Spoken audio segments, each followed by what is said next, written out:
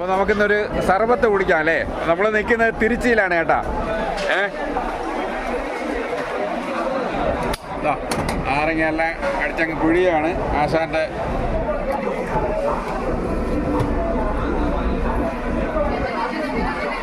Ice போடுறாரு.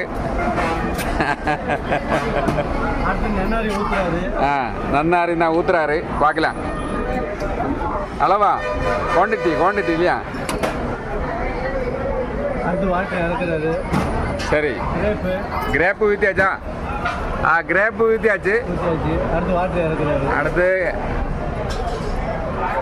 தண்ணி ஊற்றியாச்சு. முடிஞ்சது. அவ்வளவுதான் முடிஞ்சது.